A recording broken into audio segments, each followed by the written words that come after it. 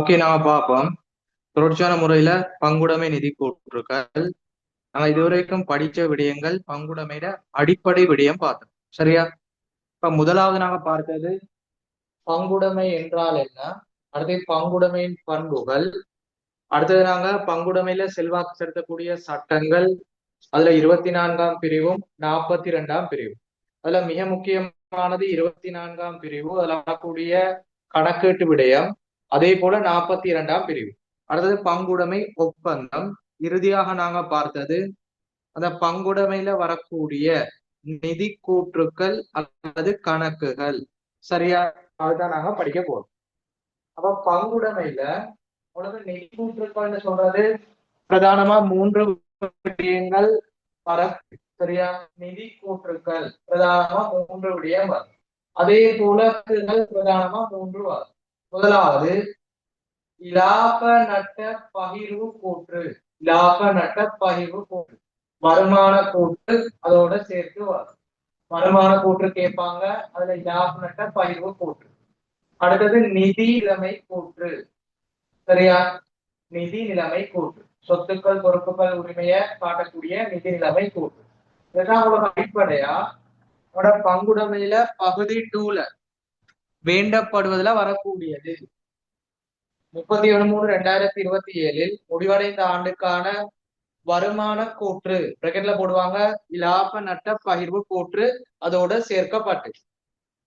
அடுத்தது நிதி நிலைமை கூற்று அல்லது அந்த நிதி நிலைமை கூற்றுல வரக்கூடிய உரிமையாண்மை அப்படி கேட்பாங்க. உரிமையாண்மை விடயங்களை தனியே காட்டுறது. அப்படி இல்லையா, உங்களுக்கு அந்த நிதி நிலைமை கூற்றுல வரக்கூடிய சொத்துக்கள் பொறுப்புகள் உரிமையாண்மையில வரக்கூடிய கூறுகள் கேட்கப்படும். அடுத்தது பாருங்க, இதுல முதலாவது இதை நாங்க சொல்லுவோம் பங்குடைமையில உரிமையாண்மைன்னு சொல்லுவோம். இது கட்டாயம் உங்களோட பங்குடைமை பகுதி 2ல நீங்க புதிய பாஸ் பேப்பர் எடுத்து பார்க்கலாம், அதே போல பழைய பாஸ் பேப்பர் எடுத்து பார்க்கலாம். இந்த நடைமுறை கணக்கு மூலதன கணக்கு கட்டாயம் வரும். அதே மாதிரி உங்களோட தேர்ட் டைமுக்கும் இந்த பங்குடைமை தொடர்பா நடைமுறை கணக்கு மூலதன கணக்கு வரும். உங்களுக்கு தேர்ட் டைம் பேப்பர் ஒன்று செஞ்சு விட்டேன். 2023 தொண்டமானார் பேப்பர் முழுமையா பார்த்தேன். அதுல பங்குடைமை பயிற்சியும் செஞ்சு விட்டேன். அதுல மூலதன கணக்கு நடைமுறை கணக்கு வந்திருக்கு. அடுத்தது பங்காளர் விலகும் போது வரக்கூடிய கடன் கணக்கு. இந்த விடயங்கள் தொடர்பாக விளக்கமான முறையில படிக்கணும்.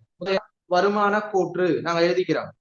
அடுத்தது இலாப நட்ட பகிர்வு கூற்று, அடுத்தது நிதி நிலைமை கூற்று. உங்களுக்கு வருமான கூற்று பிராக்கெட்ல இலாப நட்ட பகிர்வு கூற்று உட்பட கேள்வி வரும். அடுத்து கணக்குகள்ல நடைமுறை கணக்கு மூலதன கணக்கு கடன் கணக்கு. கிளியரா? இதுல பாருங்க எல்லாரும், நாங்க இந்த வருமான கூற்று தொடர்பா தேர்ச்சி 6ல தெளிவான முறையில படிக்கிறோம். சீராக்கங்கள் பாடத்துல ஒரு தனியுடைய மையத்துல வரக்கூடிய நிதி கூற்று, அதுல நாங்க வருமான கூற்று விளக்கமான முறையில சார்ட் வடிவம் வரக்கூடிய சகல கூறுகளும் சொல்லி நினைக்கிறேன். அது அப்படி நீங்க ஞாபகப்படுத்தினா ஓகே.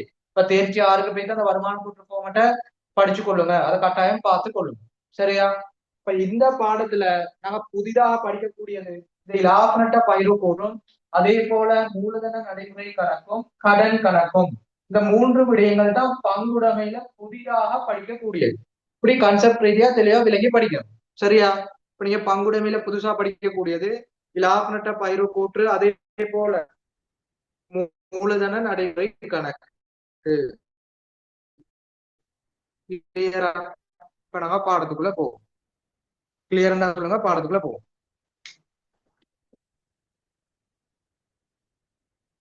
எனவே தலைப்பு போட்டுக்கொள்ளுங்க, இலாப நட்ட பகிர்வு கூற்று தலைப்பு போடும்.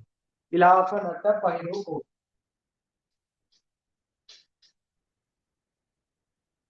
உங்களுக்கு தேர்ச்சி 11ல இருந்து ஃபுல்லா டியூட் தருவேன். இதுக்கப்புறம் நாங்க டியூட்ல தெளிவான முறையில படிச்சுட்டு போகலாம், நோட்ஸ் எழுதலாம், நோட்ஸ் மீக்கும் கிளியரா படிச்சுட்டு போவோம், கொஞ்சம் குயிக்கா பார்த்துக்கிட்டு போவோம். எனவே முதலாவது போடுங்க இலாப நட்ட பகிர்வு கூற்று.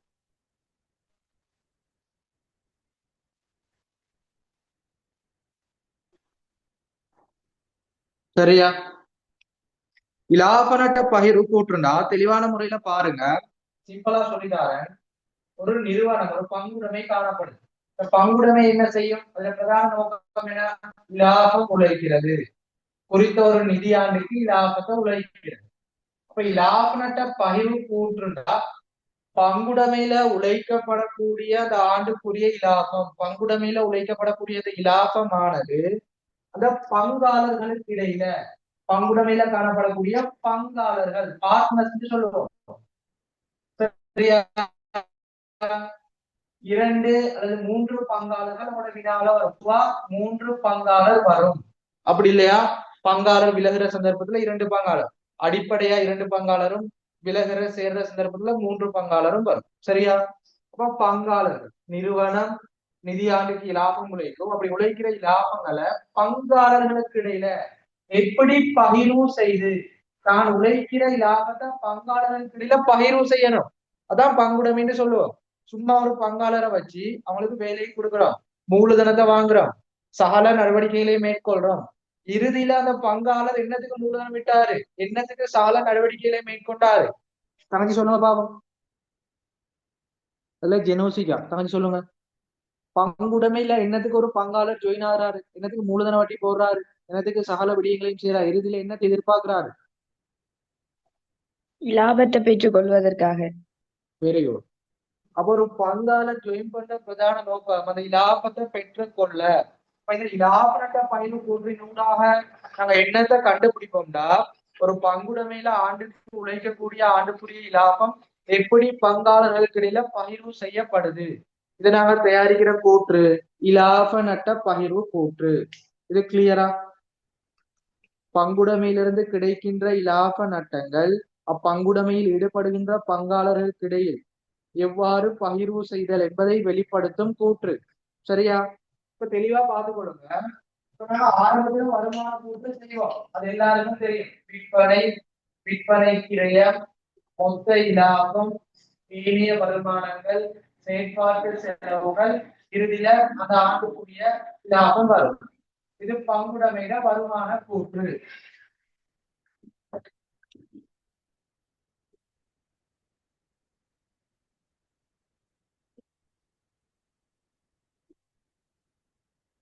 சரியா? பங்குடைமையில வருமான கூற்று எப்படி? விற்பனை கிரியம் கழிச்சா மொத்த லாபம், அதோட வருமானங்களை கூட்டி செயற்பாட்டு செலவுகளை கழிச்சா ஆண்டுக்குரிய லாபம். இந்த ஆண்டுக்குரிய லாபம் மீக்குது. இந்த ஆண்டுக்குரிய லாபம் தான் எப்படி பகிர்வு செய்யப்படுது, அதைத்தான் நாங்க சொல்லுவோம் லாப நட்ட பகிர்வு கூற்று. தெளிவா விலை கொள்ளணும். இந்த லாப நட்ட பகிர்வு கூற்று எந்த அடிப்படையில பகிர்வு செய்யப்படும்னா, முதலாவது ஆண்டுக்குரிய இலாபம் போடுவோம். ஆண்டுக்குரிய இலாபம். சரியா? இது இலாப நட்ட பகிர்வு கூற்று. ஆண்டுக்குரிய லாபம். இந்த ஆண்டுக்குரிய இலாபமானது 3 அடிப்படையில பகிர்வு செய்யப்படுது. புதிய பாடத்திட்டத்துக்கு அமைய 3 அடிப்படை தான். இதுல அந்த பற்று வட்டி எல்லாம் வராது, ஒதுக்கங்கள் வராது. தெளிவா படிச்சு கொள்ளணும். சில ஆசிரியர்கள் அந்த பற்று வட்டி ஒதுக்கங்களை சொல்லி தராங்க, அது தேவையில்லை. எனவே முதலாவது மூலதன வட்டி. உதாரணமா 3 பங்காளர் ஏபிசி. இரண்டாவது பங்காளர் சம்பளம். இலாப பங்கு. எப்பொழுதும் லாப பங்கு நட்ட பங்குன்னு சொல்றது இறுதியாக வரும். இதை தெளிவா விலை கொள்ளணும். ஆரம்பத்துல லாபம் மீக்க அதுல மூலதன வட்டி ஒவ்வொரு ஆக்களுக்கும் கொடுக்குறோம், அதுல மொத்த பெறுமதி கழிக்கப்படுது. அதே பங்காளர் சம்பளம் தனித்தனியா கொடுக்குறோம், அதுல மொத்த பெறுமதி கழிக்கப்படுது. இறுதியில கழிச்சு வர அந்த மொத்த பெறுமதியும் இலாப நட்ட விகிதாசார அடிப்படையில பகிர்வு செய்யப்படும். இறுதியில 0 ஆகும், 0 ஆகும். தான் இலாப நட்ட பகிர்வு கூற்றுன்னு சொல்லுவோம். கிளியரா? உதாரணத்துக்கு பாருங்க, 10 லட்சம் உழைக்கிறோம், 3 சைபர் கட் பண்ணி, அதுல மூலதன வட்டி 5 லட்சம் கொடுக்கிறோம். அடுத்தது பங்காளர் சம்பளம் 3 லட்சம் போகுது. இறுதியா அந்த 2 லட்சம் வருது. அந்த 2 லட்சத்தை தான் லாப பயிர் அடிப்படையில நாங்க மொத்தத்தையும் கொடுக்கணும். இறுதியில 0 ஆகும். இதைத்தான் நாங்க சொல்லுவோம் இலாப நட்ட பயிர்வு கூற்று. கிளியரா விலை கொள்ளணும். உங்களுக்கு அடிப்படை தெரிஞ்சாதான் பயிற்சிகளை இலவா செய்யலாம். இப்ப இலாப நட்ட பயிர் கூற்றுனா என்ன? ஒரு பங்குடைமையில ஆண்டுக்குரிய லாபம் உழைக்கப்படுது. அந்த உழைக்கப்பட்ட இலாபத்தை பங்காளர்களுக்கு இடையில பகிர்வு செய்யறது இலாப நட்ட பயிர்வு கூற்று. நாங்க 3 முறையில லாப நட்ட பகிர்வோம்: மூலதன வட்டி, பங்காளர் சம்பளம், லாப பங்கு அல்லது நட்ட பங்கு அடிப்படை. கிளியரா? இப்போ உங்களுக்கு வருமான கூற்றுல தொடர்ச்சியா இந்த விடயத்தை எழுதலாம். வருமான கூற்று கீழே, அப்படி இல்லையா இந்த லாபத்தை கண்டுபிடிச்சு அதை செப்பரேட்டா தனியையும் லாபட்ட பயிரை கூற்று செய்யலாம். பகுதி 2ல வருமான கூற்று கேட்டா பயிர் உட்படல கேட்டா ஒரே வரியில நீங்க கீழையும் செய்யலாம். அப்படி இல்லையா ஆண்டுக்குரிய லாபம் கண்டுபிடிக்க வருமான கூற்று செய்யுங்க, தனிய லாபட்ட பயிர் கூற்று செய்யுங்க. ஓகேயா? கிளியர்னா சொல்லுங்க, நோட்ஸ் எழுதி கொடுங்க. இப்படி விளக்கமா படிச்சுட்டு போவோம். அக்கௌண்டிங் ஈஸியானது, கஷ்டம் இல்லை.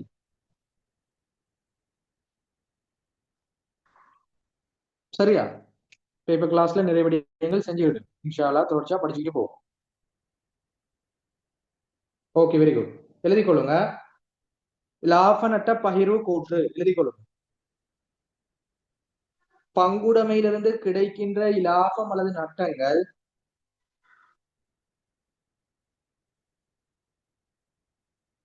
அப்படி இப்படி எழுதிக் கொள்ளுங்க.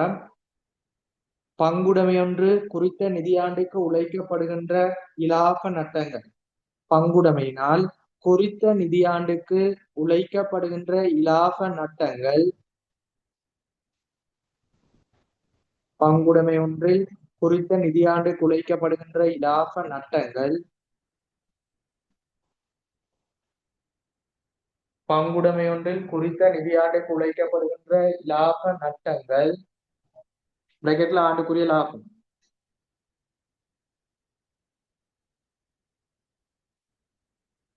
பங்காளர்களுக்கு மத்தியில்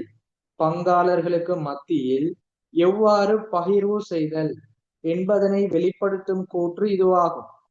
பங்காளர்களுக்கு மத்தியில் எவ்வாறு பகிர்வு செய்தல் என்பதனை வெளிப்படுத்தும் கூற்று இதுவாகும்.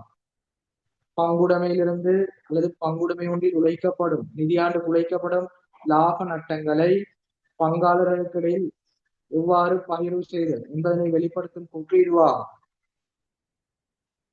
நோட்ஸ் எழுதுனா ஓகேன்னு கட்டாயம் ஒவ்வொரு கிளாஸும் மறக்காம போடுங்க. அவதான் குயிக்கா எழுதி கொள்ளலாம்.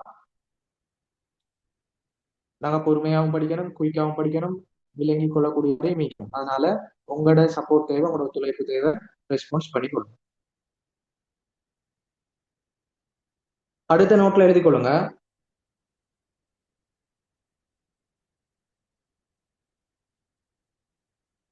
இங்கு இலாப நட்ட பகிர்வானது 3 அடிப்படையில் வழங்கப்படும். இங்கு இலாப நட்ட பகிர்வானது 3 அடிப்படையில் வழங்கப்படும். முதலாவது மூலதன வட்டி, இரண்டாவது பங்காளர் சம்பளம், இலாப பகிர்வு அல்லது நட்ட பகிர்வு.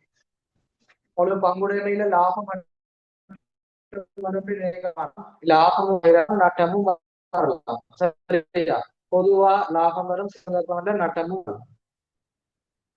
இலாப நட்ட பகிர்வானது 3 அடிப்படையில் வழங்கப்படும். முதலாவது மூலதன வட்டி, பங்காளர் சம்பளம், இலாபம் அல்லது நட்ட பகிர்வு. சரியா? இது வரைக்கும் எழுதினா ஓகேன்னு போடுங்க. தொடர்ச்சியான முறையில பார்ப்போம்.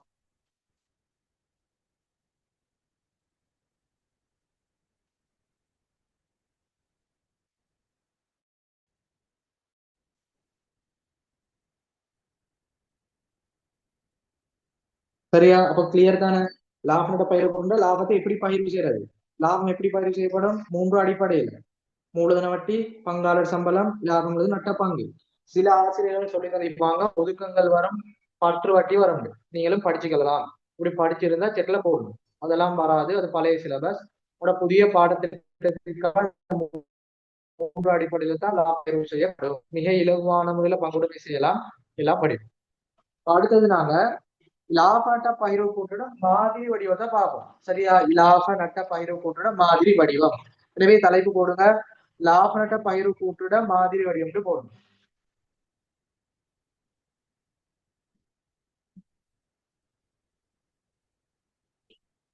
லாப நட்ட பகிர்வு கூற்றின் மாதிரி வடிவம்.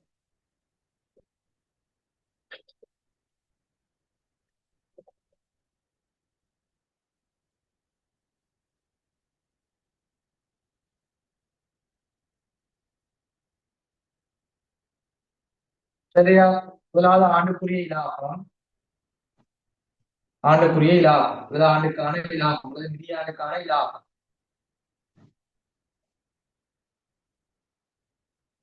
மூணு சைக்கிள் கட் பண்ணி செய்யலாம். 10 லட்சம். சரியா? இதை நீங்க சும்மா உதாரணத்துக்கு சைக்கிள்ல வழியில போடுங்க, உள்ளடி போட்டு காட்டப்படுது. இதை நாம மூன்று அடிப்படையில பிரிச்சு காட்டுவோம். முதலாவது மூலதன வட்டி. மூன்று பங்காளர் காணப்படுறாங்க. தனித்தனி மூலதன வட்டி நாம கொடுக்கணும். அதை எப்படி கொடுக்கறதுன்னு சொல்லி தருவேன். சரியா? ஒரு பங்காளர் சேரும் போது எப்படி வழங்குறது, பகிரும் போது எப்படி மூலதன வட்டி கொடுக்கறது, ஆரம்ப மூலதன மீதிக்கு அல்லது இறுதி மூலதன மீதிக்கான பின்னுக்கு படிச்சு தருவேன். தெளிவா படிக்கும். உங்களுக்குள்ள டவுட் எல்லாம் கிளியரா போகும். சரியா? அப்ப ஆண்டுக்குரிய லாபத்தை மூலதன வட்டி அடிப்படையில கொடுக்கலாம்.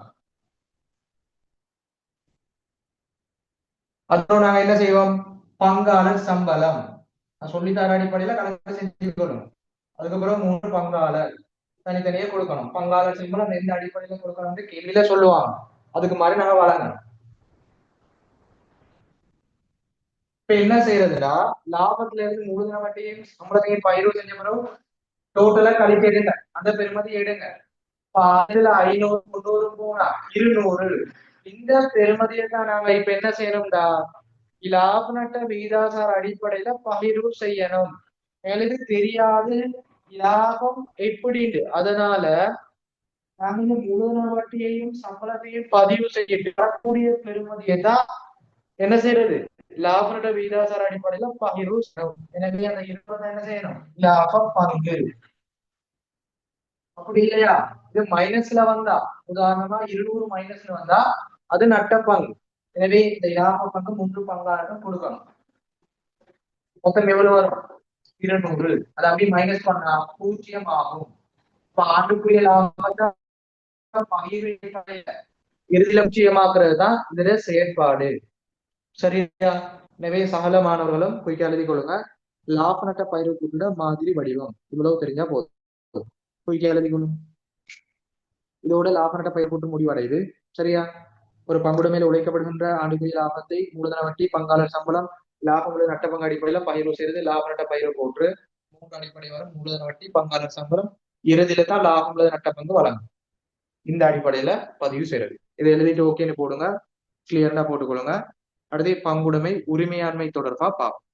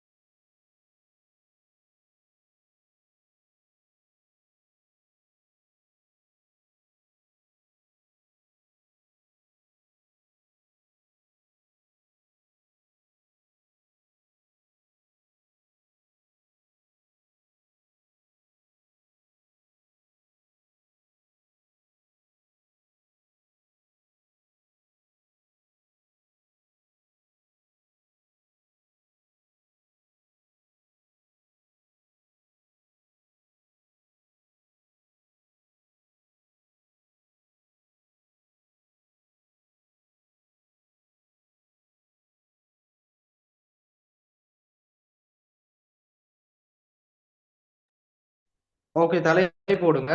பங்காளர் உரிமை இது மிக முக்கியமானது. பகுதி 1 வினாத்தால், அதே போல பகுதி 2ல பங்குடைமை உரிமை தொடர் கூடுதலா வினாக்கள் வரும். எனவே அடிப்படையை பார்க்கணும். பங்குடைமையின் உரிமை என்று தலை போடும்.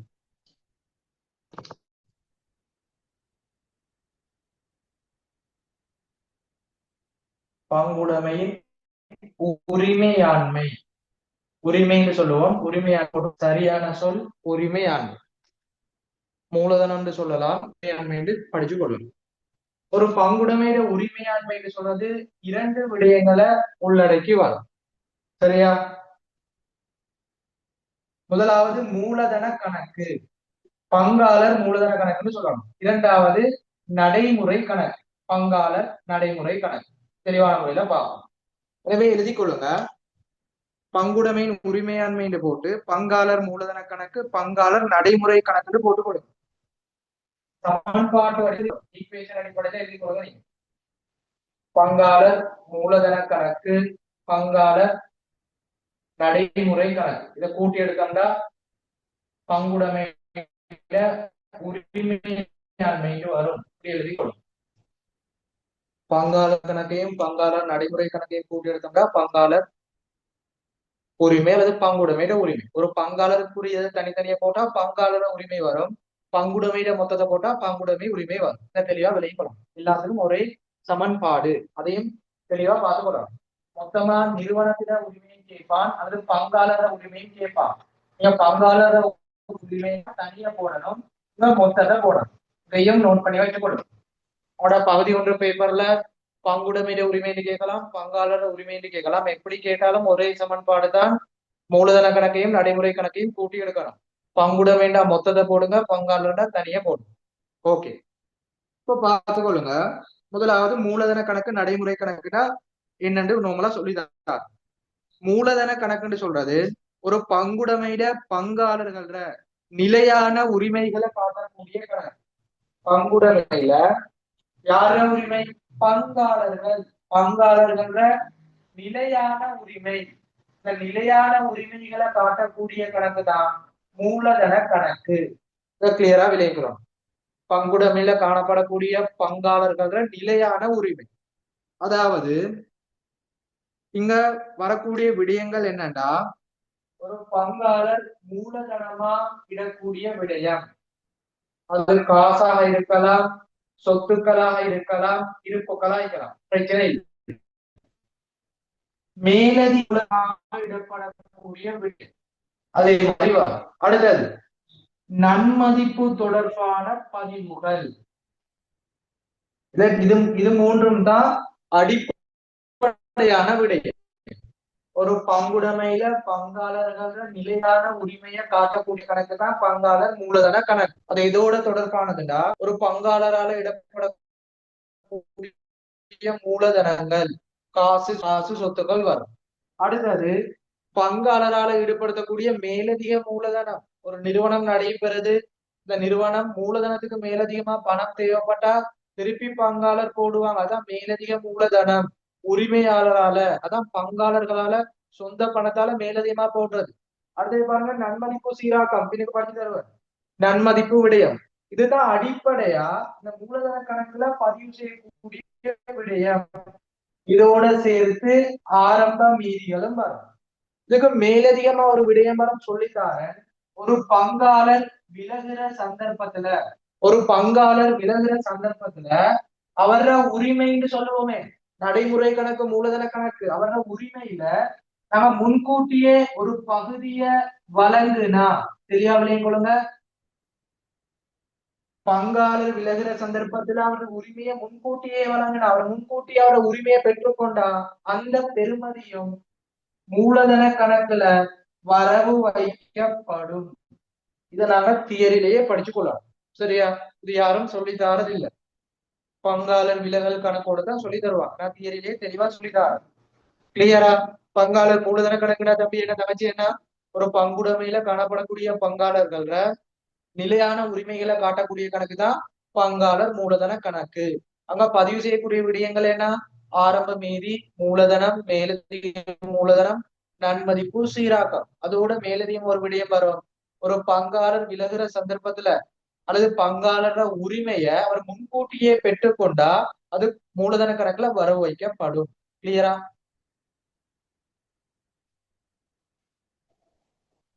சொல்லுங்க பாப்போம், இது கிளியரா? அடுத்து தெளிவா சொல்லிதாரன் பாருங்க. பங்காளர் மூலதன கணக்கு எந்த அடிப்படையில பதிவு செய்யும்? இரட்டை பதிவு அடிப்படை. சரியா? அப்ப நாங்க செலவுல பதிவு செஞ்சா பங்காளர் மீதி, அந்த மூலதன கணக்கு மீதி அதிகரிக்கும். வரவுல பதிவு செஞ்சா மூலதன மீதி குறைவடையும். இதை தெளிவா விளங்கிக்கணும். ஏன்னா மூலதன கணக்குன்னு சொன்னது என்ன? ஒரு செலவு மீதி. எனவே செலவு மீதின்னு சொன்னா செலவுல பதிவு செஞ்சா அதிகரிக்கும், வரவுல பதிவு செஞ்சா குறைவடையும். இதை கிளியரா விளங்கிக்கொள்ளணும். அப்ப நாங்க மூலதன கணக்குல செலவு வைக்கப்பட்டா மீதிகள் அதிகரிக்கும், வரவு வைக்கப்பட்டா மீதிகள் குறைவடையும் தெரிஞ்சுக்கொள்ளணும். ஓகேயா? இப்ப எழுதி கொள்ளுவோம்.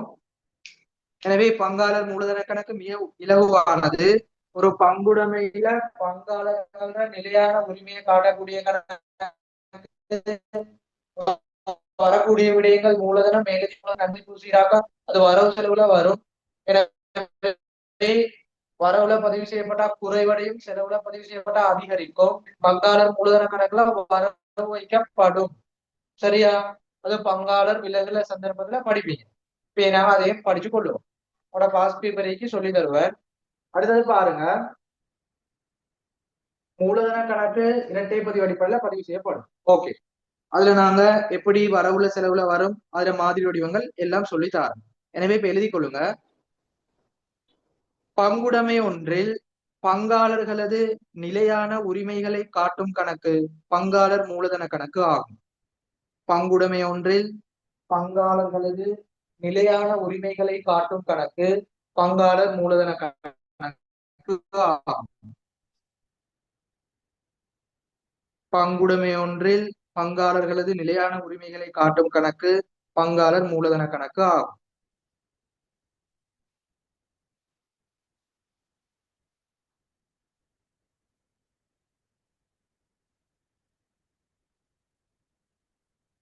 அடுத்த நோட்ல எழுதி கொள்ளுங்க.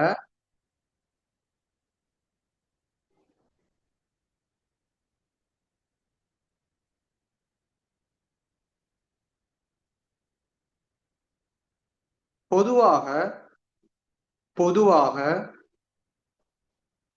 பங்காளர்களது காசு சொத்துக்கள் பொதுவாக பங்காளர்களது காசு சொத்துக்கள் மூலதனம் மேலதிக மூலதனமாகவும், பங்காளர் காசும் சொத்துக்களை தான் இங்க மூலதனம் மேலதிக மூலதனமா போடப்படும், இருப்புகள் வராது. சரியா? பொதுவாக பங்காளர்களது காசு சொத்துக்கள் மூலதனம் மேலதிக மூலதன பிரமதிகளாகவும் பதிவு செய்யப்படும். அதை அண்டர்லைன் பண்ணி கொள்ளுங்க. இப்போ மூலதனம் மேலதிக மூலதனங்கள் காசு சொத்துக்களா போடப்படும். பொதுவாக பங்காளர்களது காசு சொத்துக்கள் மூலதன மேலதிக மூலதன பெறுமதிகளாக பதிவு செய்யப்படும்.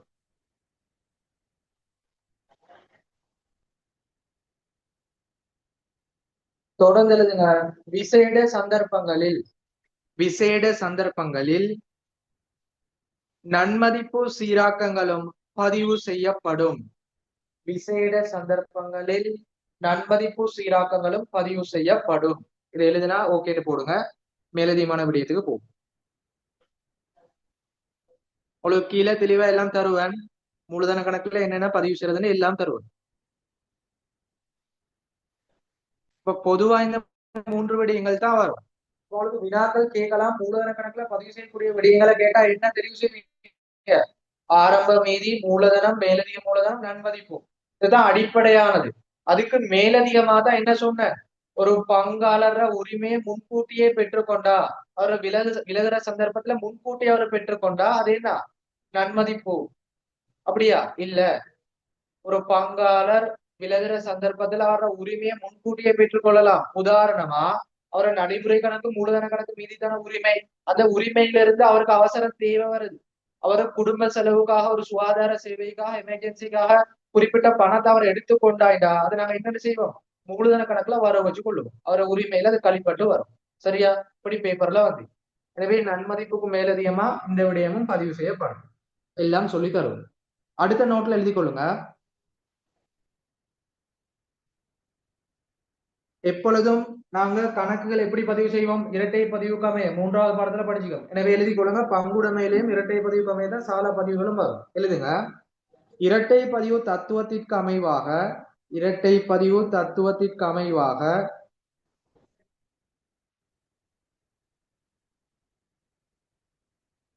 மூலதன பெறுமதிகளை அதிகரிக்கும் விடயங்கள் செலவு பக்கத்திலும், இரட்டை பதிவு தத்துவத்திற்கு அமைவாக மூலதன பெறுமதியினை அதிகரிக்கும் விடயங்கள் செலவு பக்கத்திலும்,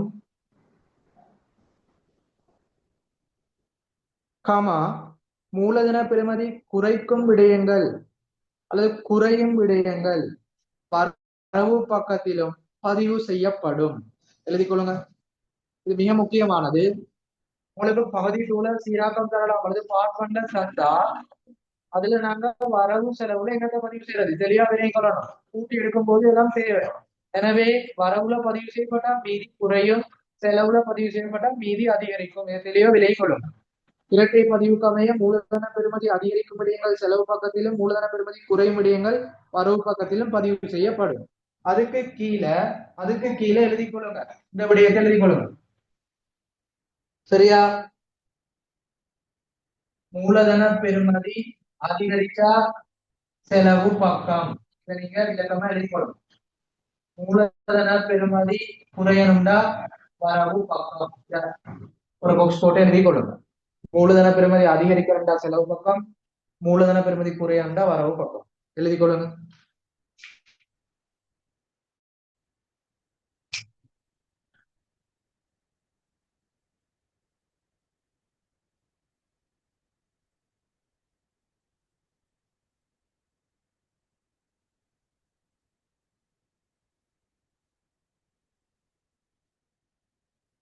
கிளியரா?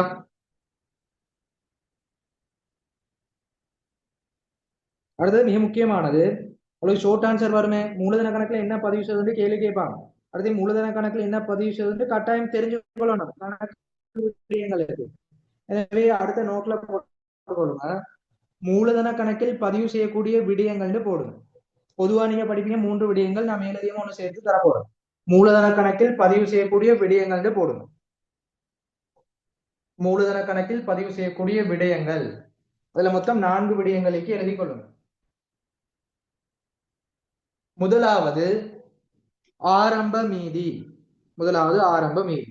பிராக்கெட்ல போடுங்க மூலதனம். உங்களுக்கு எல்லா வினாக்கள்லையும் ஆரம்ப மீதி தருவான்னு இல்ல. சில சந்தர்ப்பங்கள்ல ஆரம்ப மீதி தரலாம், சில சந்தர்ப்பங்கள்ல இறுதி மீதி தரலாம். அது பங்காளர்கள் விலகல் சேரல் சந்தர்ப்பங்கள்ல வரும். அதாவது நிதியாண்டு ஆரம்பத்துல சேர்றாங்களா, இறுதியில சேர்றாங்களா, நிதியாண்டு ஆரம்பத்துல விலகுறாங்களா, இறுதியில விலகுறாங்களா, அதை அடிப்படையா கொண்டுதான் ஆரம்ப மீதி தருவானா இறுதி மீதி தருவானான்னு பார்க்கணும். சில பகுதி ஒன்று வினாக்கள்ல ஆரம்ப மீதி இறுதி மீதி ரெண்டும் தருவான். சரியா? மதிப்பெல்லாம் கண்டுபிடிக்கும். அது பின்னாடி கணக்கு விடயங்கள் நிறைய பார்ப்போம். எனவே முதலாவது ஆரம்ப மீதியை போட்டு பிராக்கெட்ல மூலதனம்னு போடும். இரண்டாவது மேலதிக மூலதனம். இரண்டாவது மேலதிக மூலதனம். அடுத்து மூன்றாவது போடுங்க நன்மதிப்பு சீராக்கம். ஆரம்ப மீதி பிராக்கெட்ல மூலதனம், இரண்டாவது மேலதிக மூலதனம், மூன்றாவது நன்மதிப்பு சீராக்கம். அடுத்து நான்காவது ஸ்பெஷலா எழுதி கொள்ளுங்க.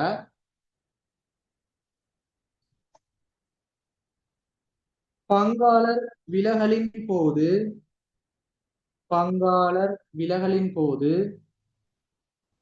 அவரின் உரிமை தொகை முன்கூட்டியே பெற்றுக் கொள்ளப்படல். இது பங்காளர் விலகுதல் கணக்கோட வரக்கூடியது. சரியா? அப்படி இல்லையா பங்காளர் விலகலாட்டியும் பிரச்சனை இல்லை. பங்காளர் அவர் உரிமையிலிருந்து முன்கூட்டி ஒரு பெறுமதி எடுத்து பயன்படுத்தினா அது பதிவு செய்யப்படும். எழுதி கொள்ளுங்க. பங்காளர் விலகலின் போது அல்லது பங்காளர் பங்காளர் விலகலின் போது அல்லது பங்காளர் அவரின் உரிமை தொகையை முன்கூட்டியே பெற்றுக் கொள்ளல். அவரின் உரிமை தொகையை முன்கூட்டியே பெற்றுக் கொள்ளல். சரியா? பங்காளர் விலகும் போது பெற்றுக்கொள்ளலாம் அல்லது முன்கூட்டியே பெற்றுக்கொள்ளலாம். அந்த உரிமை தொகை பெற்றுக்கொள்ற பெறுமதி எங்க பதிவு செய்யப்படும்? மூலதன கணக்குல பதிவு செய்யப்படும். அடுத்தது நாங்க இந்த 4 விடயங்கள் பார்த்தோமே. ஆரம்ப மீதி, மேலதிக மூலதனம், நன்மதிப்பு. அடுத்தது அந்த உரிமையை முன்கூட்டி பெற்றுக்கொள்றது. அது வரவுல பதிவு செய்யப்படுமா, செலவுல பதிவு செய்யப்படுமா? தெளிவா பார்த்துக்கொள்ளும்.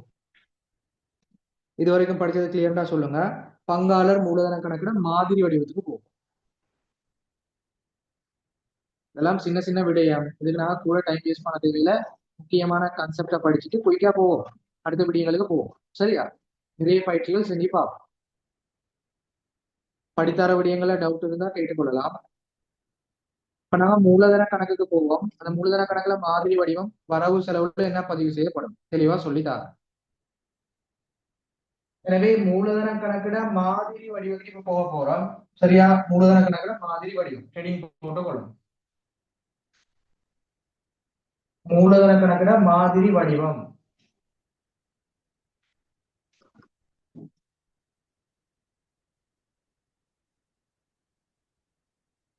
விவரம் பங்காளர்கள பெயர். அதே மாதிரி விபரம் பங்காளர பெயர். விபரம் மட்டும் கொஞ்சம் பெருசா அடிச்சு கொள்ளுங்க.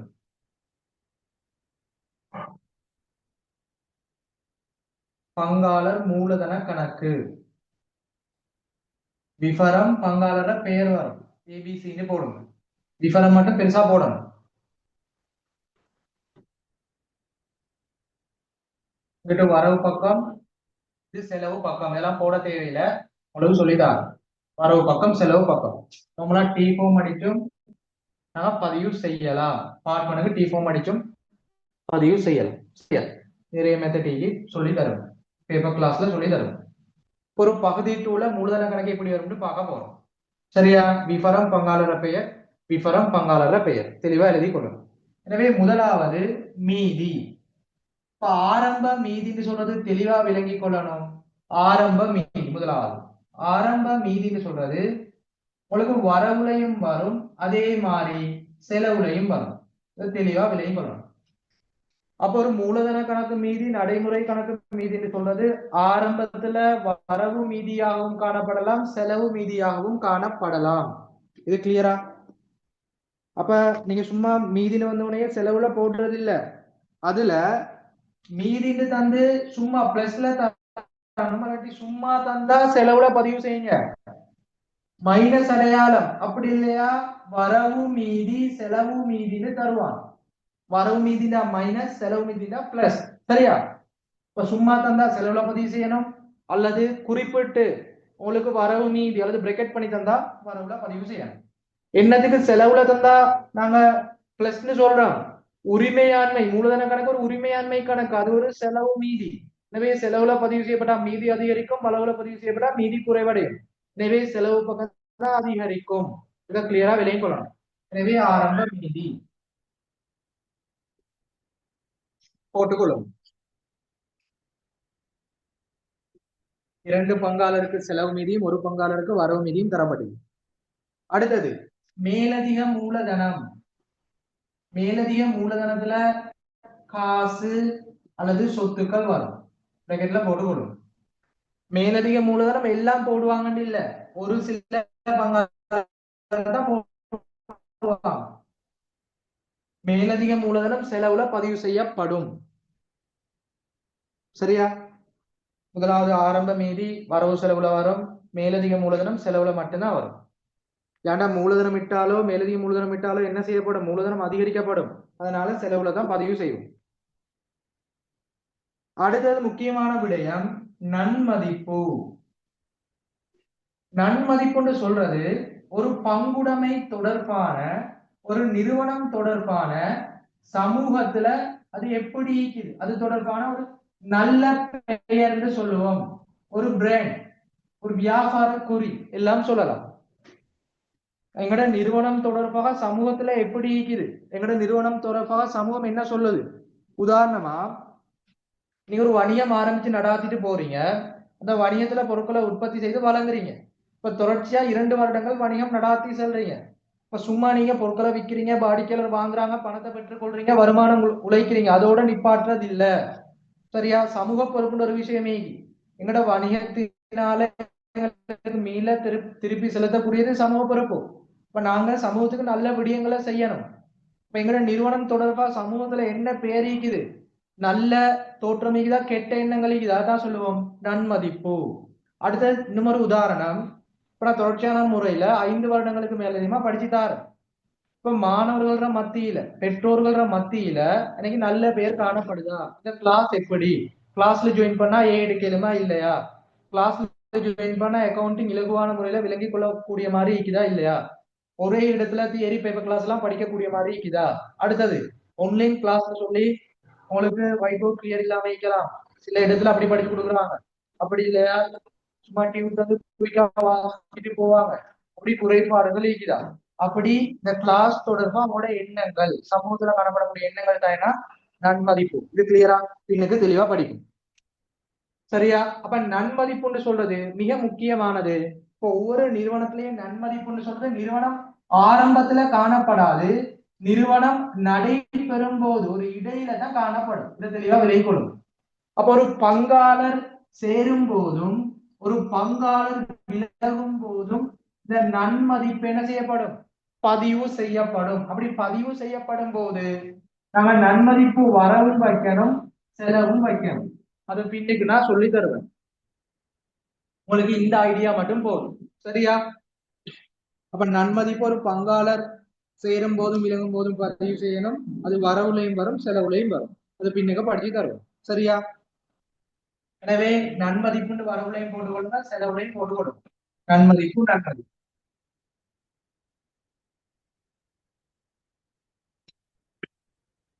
பங்காளர் மூலதன கணக்கு வரவு, பங்காளர் மூலதன கணக்கு செலவு, இப்படி நாங்க பதிவு செய்வோம். சரியா?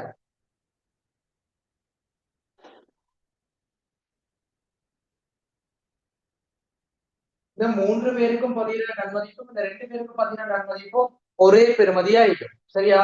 வரவு செலவு வைக்கிறதால எப்பொழுதும் நன்மதிப்பு 0 ஆகிரும், 0 ஆகிரும். இதை தெளிவா விலகி கொள்ளும். உங்களுக்கு நோமலா மாதிரி வடிவத்தை தராம அதுலயே எப்படி எல்லாம் சொல்லித்தாரேன். அப்ப இந்த டைம்லயே படிச்சுட்டு போயிடலாம். சரியா? நீதிகள் பதிவு செய்யப்படும், மேலதி மூலதனம் பதிவு செய்யப்படும், நன்மதிப்பு வரவு செலவு பதிவு செய்யப்படும். அடுத்து மேலதிகமா ஒரு விடயம், ஒரு பங்காளர் அவர் உரிமை தொகையை முன்கூட்டியே பெற்றுக் கொள்றது. சரியா?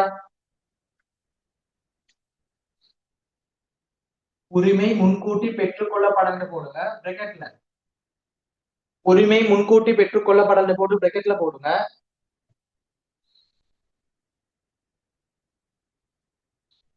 சுகாதார செலவு அல்லது வைத்திய செலவுன்னு போடுங்க. ஏ பங்காளருக்கு மட்டும் வரவுல வச்சுக்கொள்ளுங்க. இப்ப ஏ பங்காளர் அவரோட குடும்ப தேவைக்காக, தனிப்பட்ட தேவைக்காக, அவரோட மாற்ற கல்வி செலவுக்காக, சுகாதார செலவுக்காக அவர் உரிமையிலிருந்து ஒரு பதிவை பெற்றுக்கொண்டா செய்யப்படும். கிளியரா? இதனால கூட்டி எடுக்கலாம். இதனால கூட்டி எடுப்போம்.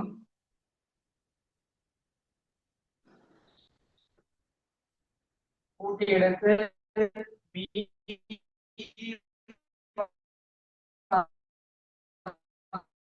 மீதி சென்றது போடும்.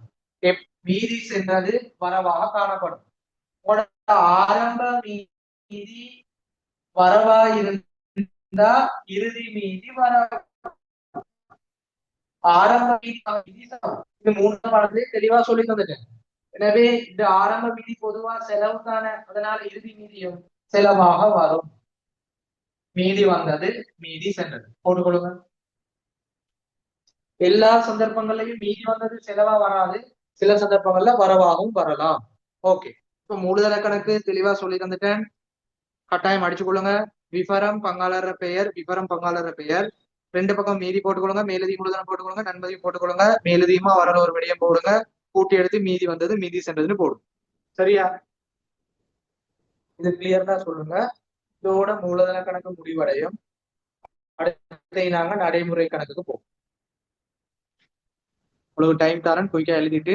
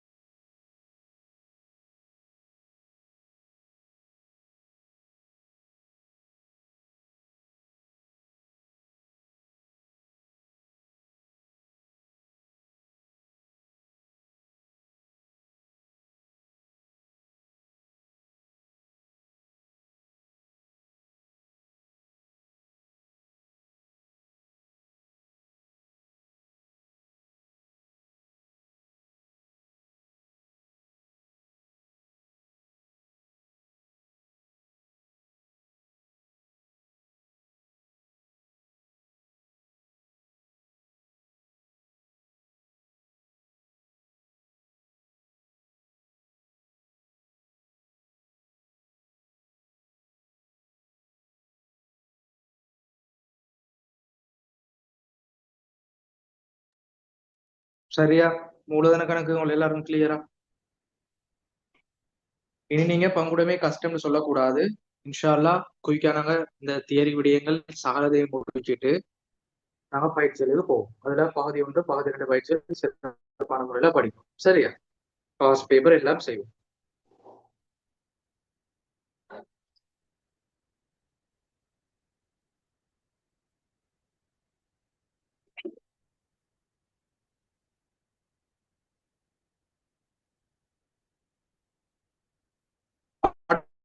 அடுத்த தலை போடுங்க, பங்காளர் நடைமுறை கணக்கு.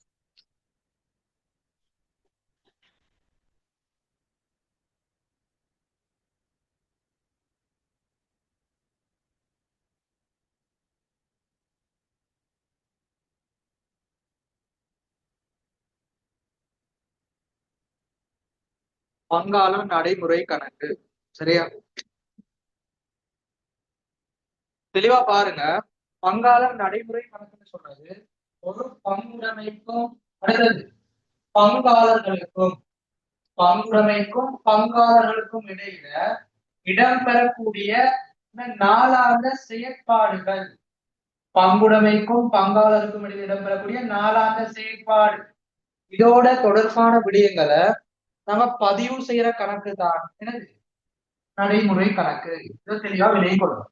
ஒரு பங்குடைமைக்கும் பங்காளருக்கும் இடையில இடம்பெறக்கூடிய நாளாந்த செயற்பாடுகள் அத பதிவு செய்யற கணக்கு தான் என்ன பங்காளர் நடைமுறை கணக்கு.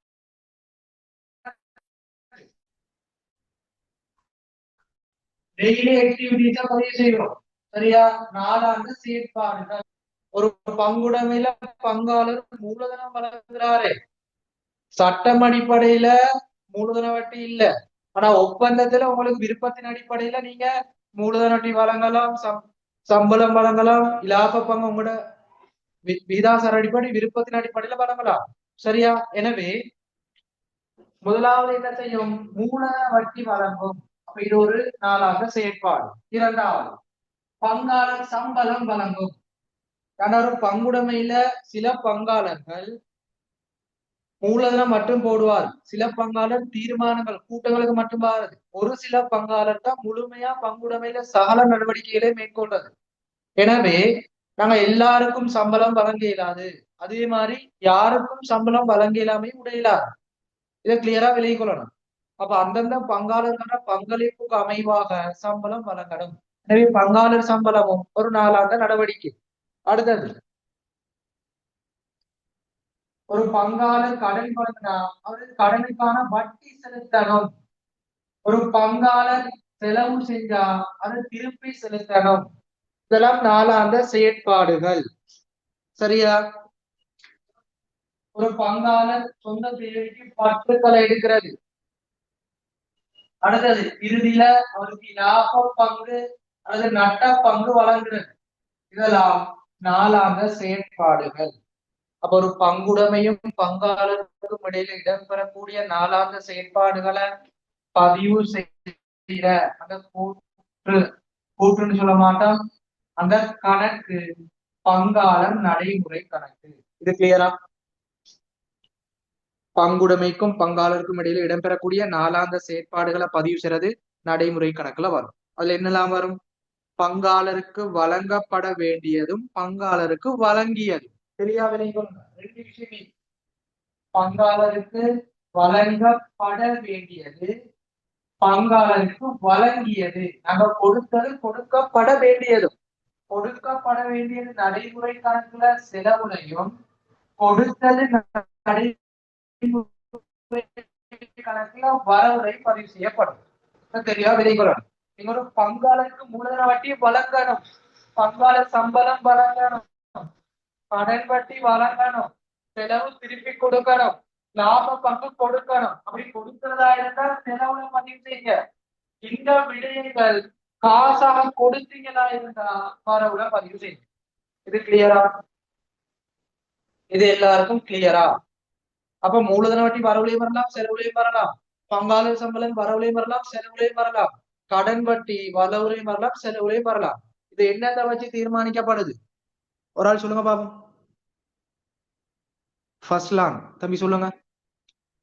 நடைமுறை கணக்குல வரவா செலவா எதை வச்சு தீர்மானிக்கப்படுது? ஃபர்ஸ்ட்ல ஆன்சர் பண்ணுங்க, அன்மியூட் பண்ணிட்டு.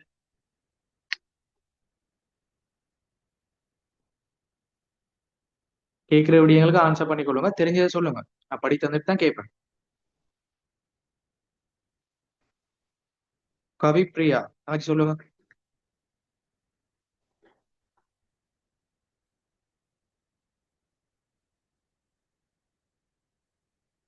ஒரு பங்குடைமையில நடைமுறை கணக்குல வரவுலையா செலவுலையா எதை அடிப்படையாக கொண்டு நாங்க பதிவு செய்யறது? சொல்லுங்க.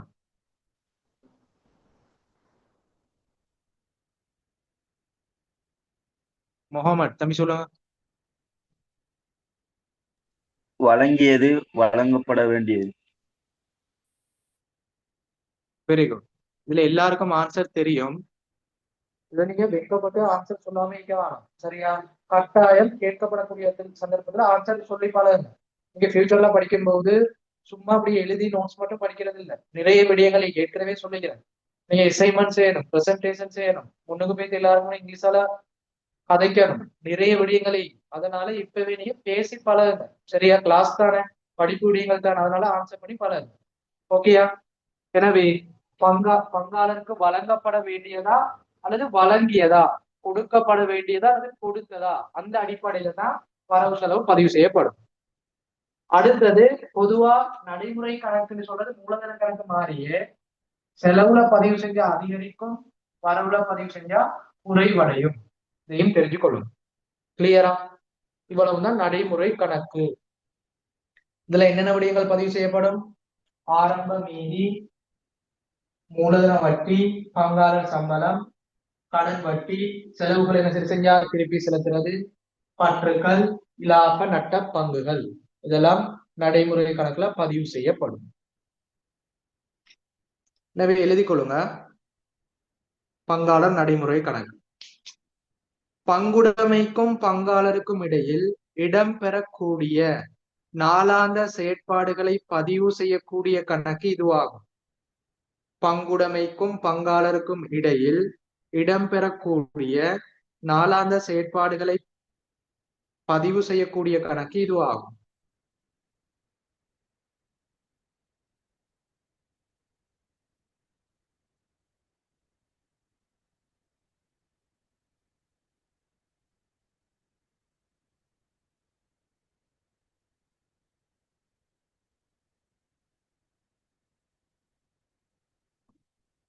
பங்குடைமைக்கும் பங்காளருக்கும் இடையில் இடம்பெறக்கூடிய நாளாந்த செயற்பாடுகளை பதிவு செய்யக்கூடிய கணக்கு இதுவாகும்.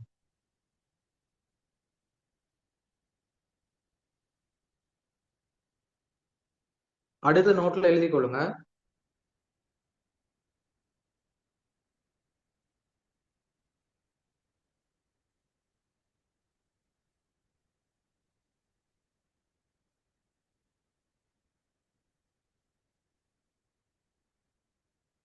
நடைமுறை பெறுமதி அதிகரிக்கக்கூடிய விடயங்கள் செலவு பக்கத்திலும், நடைமுறை பெறுமதி அதிகரிக்கக்கூடிய விடயங்கள் செலவு பக்கத்திலும், அதாவது நடைமுறை கணக்கு அதிகரிக்கணுமா இருந்தா செலவு பக்கத்துல, நடைமுறை கணக்கு குறையணுமா இருந்தா வரவு பக்கம். அதே மாதிரி ஆனா நடைமுறை கணக்கும் ஒரு உரிமை.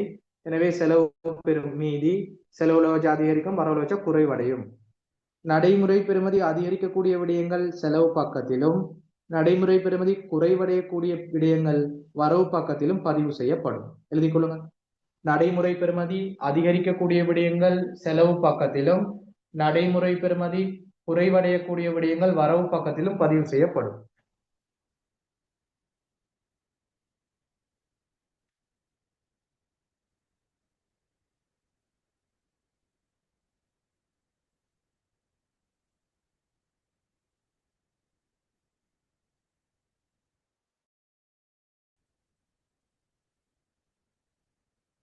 சரியா? அந்த நோட்டு கீழே பண்ணி எழுதி கொள்ளுங்க.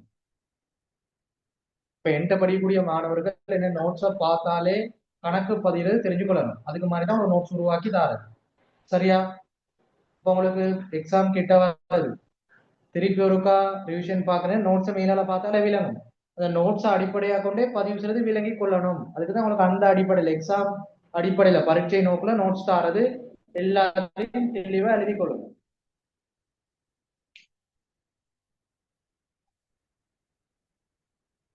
அடுத்து இறுதி முக்கியமான நோட்ஸ் ஒன்று எழுதி கொள்ளுங்க.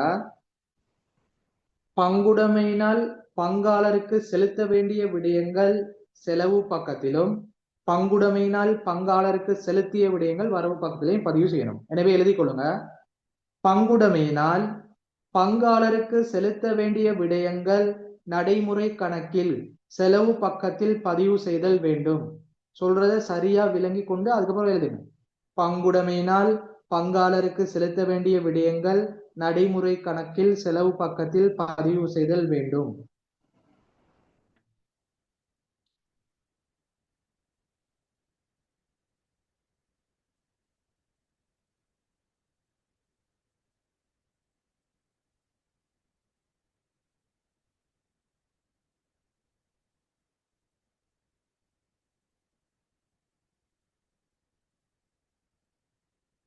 அடுத்த நோட்ல எழுதுங்க. பங்குடைமையினால் பங்காளருக்கு செலுத்திய விடயங்கள் நடைமுறை கணக்கில் வரவு பக்கத்தில் பதிவு செய்தல் வேண்டும். பங்குடைமையினால் பங்காளருக்கு செலுத்திய விடயங்கள் நடைமுறை கணக்கில் வரவு பக்கத்தில் பதிவு செய்தல் வேண்டும். அதை எழுதிட்டு கீழே புக்ஸ் பண்ணி எழுதி கொள்ளுங்க. செலுத்த வேண்டியது செலவு பக்கம், செலுத்தியது வரவு பக்கம் எழுதி கொள்ளுங்க. இதை முடிச்சுட்டு நாங்க நடைமுறை கணக்கிட மாதிரி வடிவத்துக்கு போகும்.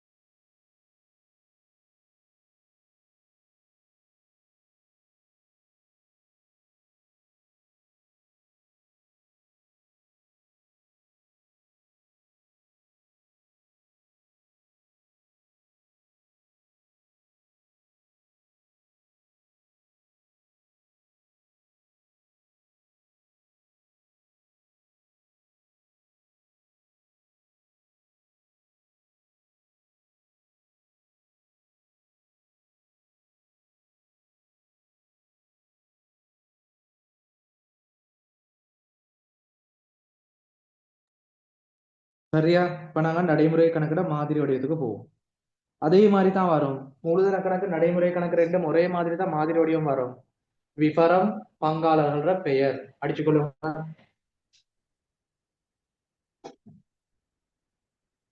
விபரம் பங்காளர பெயர்.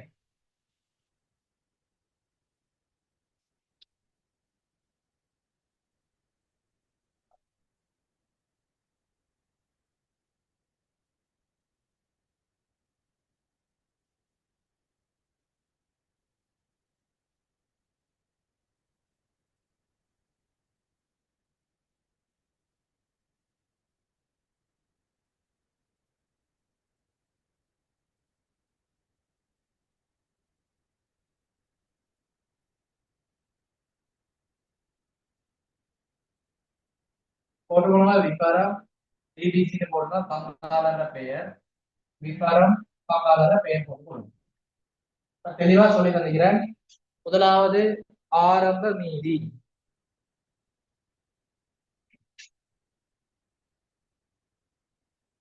விபரத்துல போடுங்க மீதி, ஆரம்ப மீதி. நடைமுறை கணக்குன்னு சொல்றது அதே போலதான். மீதிகள் வரவிலும் வரலாம், செலவிலும் வரலாம். சரியா? அதே மாதிரி ஆரம்ப மீதி செலவுலையும் போடுங்க, வரவுலையும் போட்டுக்கொள்ளுங்க. இரண்டாவது, நாங்க பங்குடைமையினால பங்காளருக்கு செலுத்த வேண்டிய விடயங்கள் செலவுல வரும். எனவே என்னெல்லாம் செலுத்த வேண்டியது? முதலாவது மூலதன வட்டி. மூலதன வட்டி நாங்க கட்டாயம் செலுத்தணும்.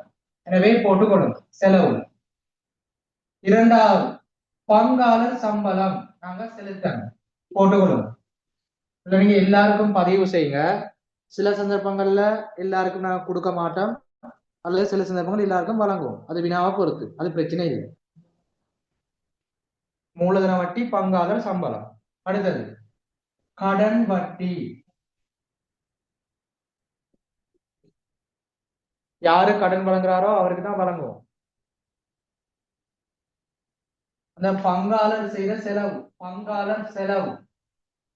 உதாரணமா மின்சார கட்டணம், மின்சாரம் பிராக்கெட்ல போடுங்க.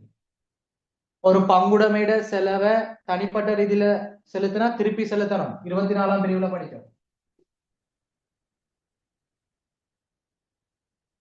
எனவே ஆரம்ப மீதி, மூலதன வட்டி, பங்காளர் சம்பளம், கடன் வட்டி, பங்காளர் செலவு. இறுதியில தான் வரும் இலாபம் அல்லது நட்ட பங்கு. லாபம் அல்லது நட்ட பங்கு. இது நடைமுறை கணக்குல செலவு வைக்கக்கூடிய விடயம்.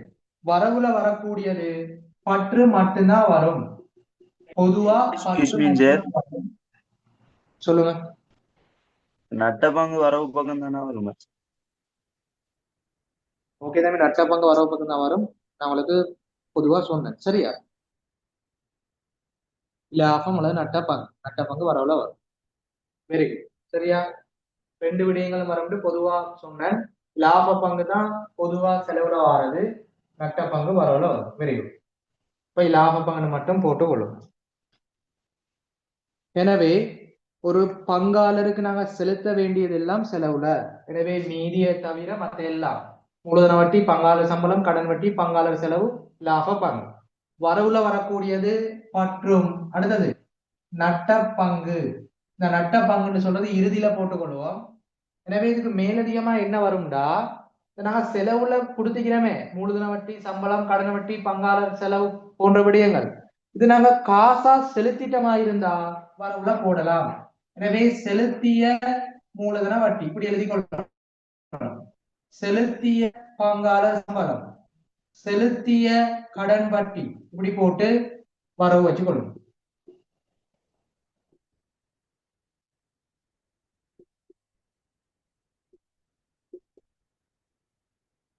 சரியா?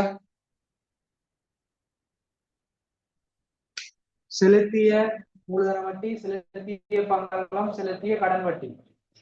இது எல்லாருக்கும் வராது, சில சந்தர்ப்பங்கள வரலாம், அது பிரச்சனை இல்லை. தரப்படுற பங்காளருக்கு மட்டும் பதிவு செஞ்சா போதும். எங்களுக்கு தேவை வரவு செலவு எப்படி பதிவு செய்யறது, அதான் முதலாவது அடிப்படையா தெரிஞ்சு விடு. இறுதியில தான் வரும். ஒரு வினாவுல லாப பங்கு நட்ட பங்கு எல்லாம் வராது. ஒண்ணு லாப பங்கு வரும், இல்லாட்டி நட்ட பங்கு வரும். சரியா? ஒண்ணு லாப பங்கு அல்லது நட்ட பங்கு வரும். ஓகே, இதை நாம கூட்டி எடுப்போம். அதே மாதிரி டபுள் பண்ணுவோம். மீதி வந்தது, மீதி சென்றது போடுவோம். பொதுவா செலவுல மீதி வந்தது, வரவுல மீதி சென்றது காணப்படும்.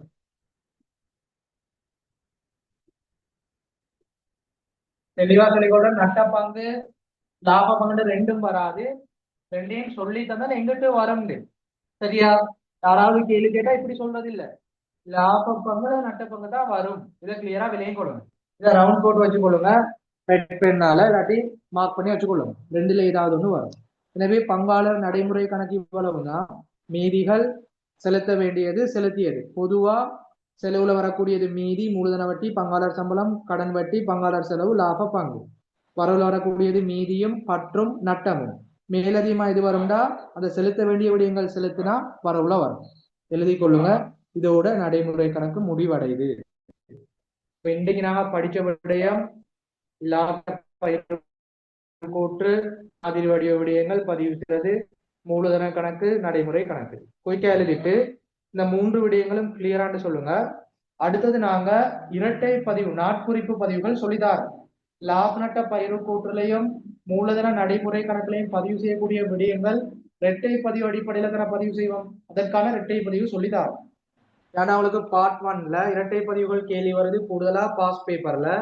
அதே மாதிரி டென் பேப்பர்ஸ்லயும் வருது. இரட்டை பதிவு தெரிஞ்சு கொள்ளணும். அதே மாதிரி உங்களோட பார்ட் 2ல சீராக்கங்கள் பதிவு செய்யறதுக்கும் இரட்டை பதிவு தேவை. அதை நாங்க பார்த்து கொள்வோம். லாப நட்ட பயிர் கூற்று கணக்கிலும் பங்காளர் நடைமுறை கணக்கிலும் பதிவு செய்யக்கூடிய விடயங்கள்ல நாட்குறிப்பு பதிவுகளை சொல்லித்தார். சரியா? இதை எழுதிட்டு கிளியர்னா போட்டுக்கோங்க. அடுத்து நாங்க நாட்குறிப்பு பதிவுகளுக்கு போவோம்.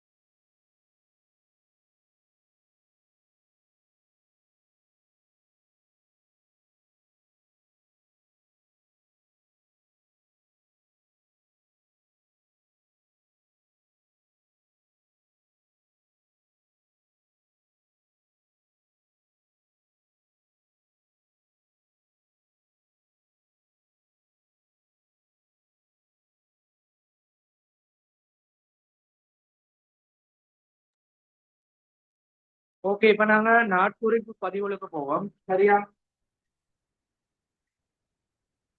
இந்த நாட்குறிப்பு பதிவு சொல்றது எங்களோட பிரதேசம் பட்டதுல தெளிவா பார்த்து கொள்ளுங்க.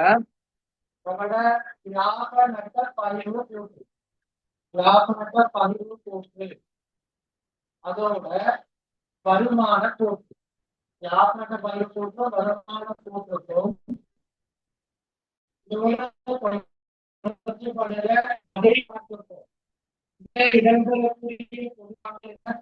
நாட்குறிப்பு பதிவு பார்க்க போறோம். சரியா? ஒரு வருமான கூற்று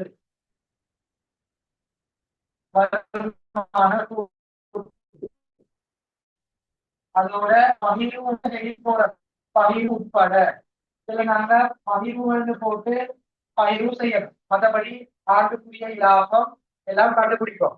அடுத்தது நடைமுறை கணக்கு.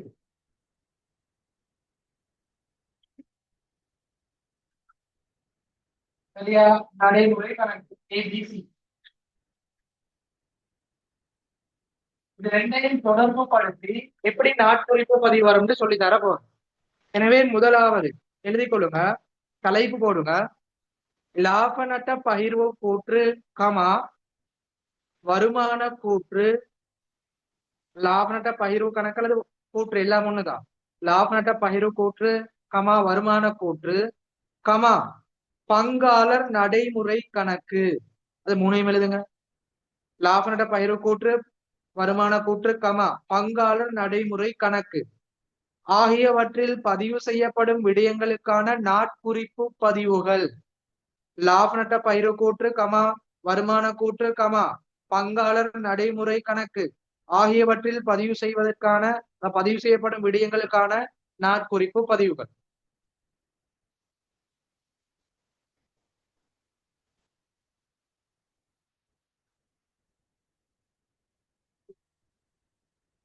உங்களுக்கு பிரயோக ரீதியா சொல்லித்தர போறேன். எங்கேயும் இப்படி படிக்க மாட்டீங்க.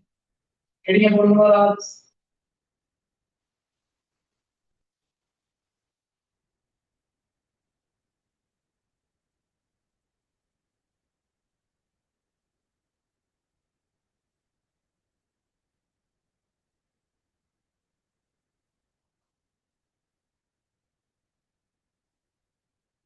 ஹெடிங் போட்டா ஓகேன்னு சொல்லுங்க. பிரயோக ரீதியா ஃபேக்டியல் அடிப்படையில இரட்டை பதிவு சொல்லி தர போறோம்.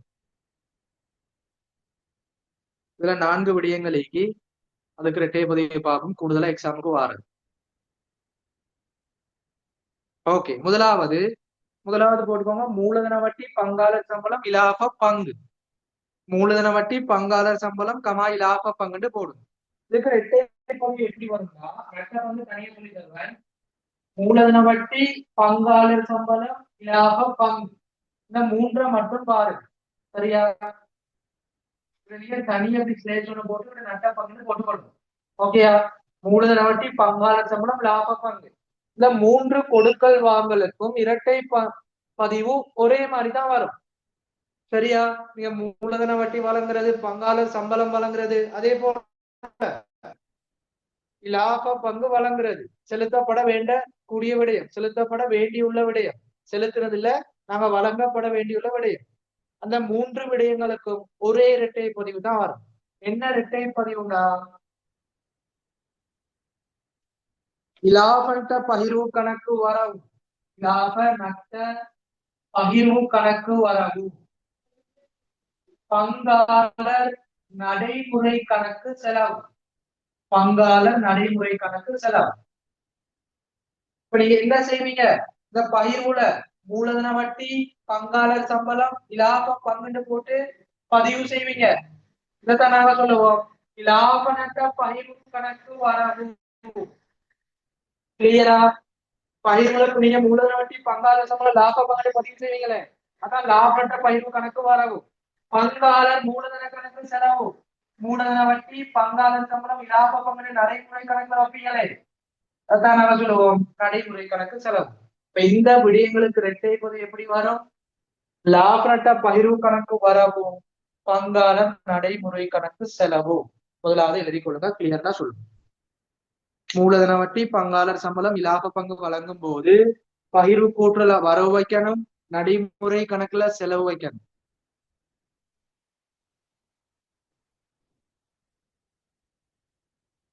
ஓகேயா?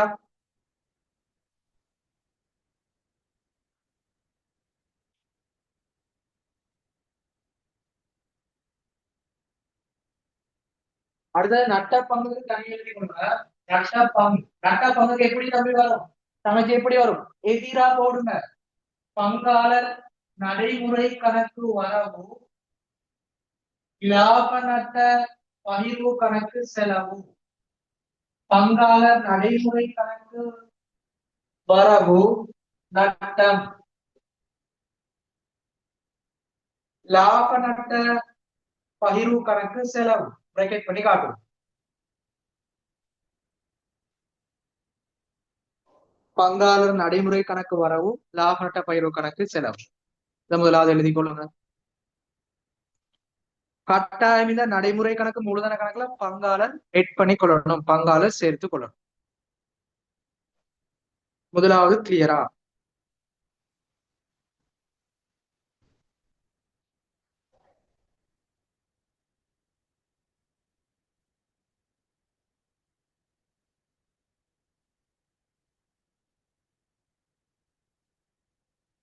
இரண்டாவது விடயம்,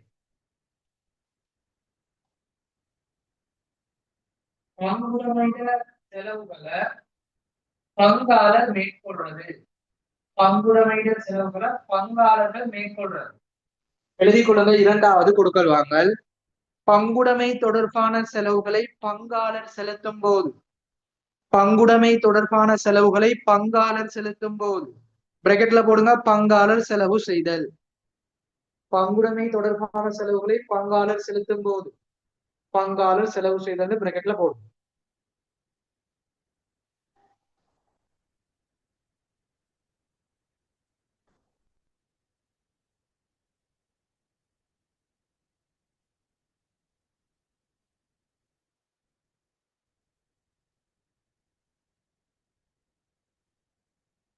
ஆன்சர் பண்ணுங்க பாப்போம் தெரிஞ்சாக்கு. இதுல தாண்டி தம்பி ஆன்சர் பண்ணுங்க பாப்போம். ஒரு பங்குடைமையிட செலவுகளை ஒரு பங்காளர் தனிப்பட்ட பணத்தை பயன்படுத்தி, தனிப்பட்ட நிதியை பயன்படுத்தி செலுத்தினா அதை நாம திருப்பி செலுத்தணும். ஓகே தானே? அங்க ரெண்டு பதிவுகள் வரும். ஒண்ணு ஏற்கனவே சொல்லி தந்துட்டு நடைமுறை கணக்குல செலவு வைக்கிறது. இன்னொரு பதிவு எங்க வரும் சொல்லுங்க. தெரிஞ்சாக்க அட்மிட் பண்ணிட்டு ஆன்சர் பண்ணலாம்.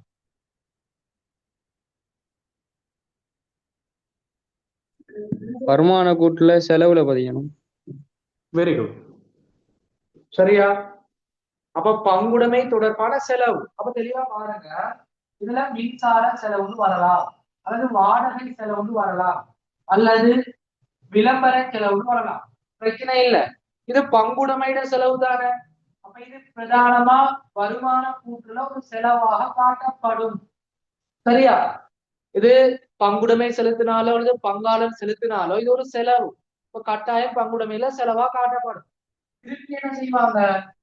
அதான் பங்காளர் யார் செலுத்தினாரோ அவருக்கு மீத செலுத்துவாங்க. இதுதான் ப்ரோசஸ். சரியா? இப்ப என்ன செய்யப்படும்டா, இந்த இரட்டை பதிவு எப்படி வரும்டா, இலாப நட்ட கணக்கு வரவு பங்காளர் நடைமுறை கணக்கு செலவு.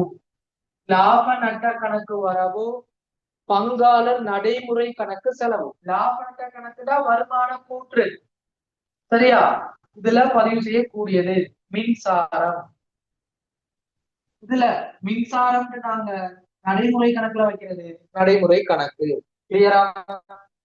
அப்ப லாப நட்ட கணக்குனா வருமான கூற்று, லாப நட்ட பகிர்வு கூற்றுனா அந்த லாபங்களை பகிர்வு செய்யற கூற்று. இது ரெண்டும் டிஃப்ரெண்ட் ஆனது, தெளிவா விலை கொள்ளணும். லாப நட்ட கணக்கு லாப நட்ட பகிர்வு கணக்கா கிளியரா போடுறது இல்ல. எனவே ஒரு பங்குடைமை தொடர்பான செலவுகளை பங்காளர் செலுத்தும் போது அதை திருப்பி செலுத்தணும். எனவே செலவா காட்டி நடைமுறை கணக்குல வைக்கணும். எனவே லாப நட்ட கணக்கு வரவு பங்காளர் நடைமுறை கணக்கு செலவு எழுதி கொள்ளுங்க.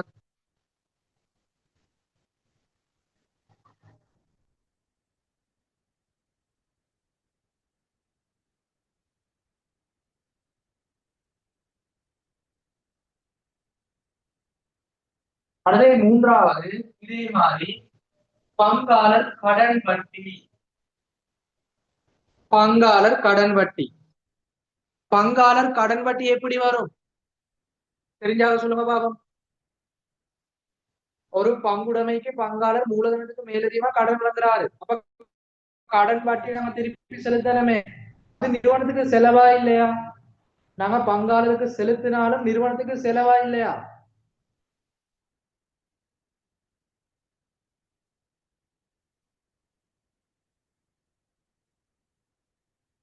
ஒரு பங்குடைமைக்கு பங்காளர் மேலதிகமா கடன் தாராரு. அவர் கடன் தாராருன்னு சொல்லி அவர் சும்மா உடையலாது. ஏன்னா அவர் மட்டும்தான் கடன் தாராரு, ரிஸ்க் எடுக்கிறாரு. அப்ப நாங்க லாபங்கள் உழைச்சா அவருக்கு என்ன செய்யணும், ஆண்டுக்கு 5% வட்டி செலுத்தணும். இது 24ஆம் பிரிவுல படிச்சுக்கிறோம். எனவே ஆன்சர் பண்ணுங்க அலிசா. சரியா? தாங்க சொல்லுங்க பாவம். அலிசா. இது கடன் வட்டி நிறுவனத்துக்கு செலவா இல்லையா? நாங்க பங்காளருக்கு செலுத்தினாலும் அவருக்கு வழங்கினாலும் அது செலவா இல்லையா? செக்ல சரி போடலாம். திருப்பி சொல்லுங்க. நிறுவனத்துக்கு செலவு. Very good. எனவே இந்த கடன் வட்டின்னு சொல்றது நாங்க பங்காளருக்கு திருப்பி செலுத்தினாலும் அதை செலவா காட்டணும். இப்ப நிறைய பேர் வந்து இதுல மிஸ்டேக் விடுறது, கடன் வட்டி நாங்க தான் நடைமுறை கணக்குல தானே கொடுக்கிறோம், அப்ப செலவு இல்லைன்னு எடுப்பீங்க. அப்படி எடுக்கிறது இல்ல. எனவே அதே மாதிரி கடன் வட்டி சரியா, கடன் வட்டி நிதி செலவுல வரும். லாப கணக்குல வரவு வச்சு நடைமுறை கணக்குல கடன் வட்டி செலவு வைக்கணும். கிளியரா? எனவே எழுதி கொள்ளுங்க. அதே இரட்டை பதிவு, சேமான இரட்டை பதிவு எழுதி கொள்ளுங்க. லாப நட்ட கணக்கு வரவு பங்காளர் நடைமுறை கணக்கு செலவு. லாப நட்ட கணக்கு வரவு பங்காளர் நடைமுறை கணக்கு செலவு.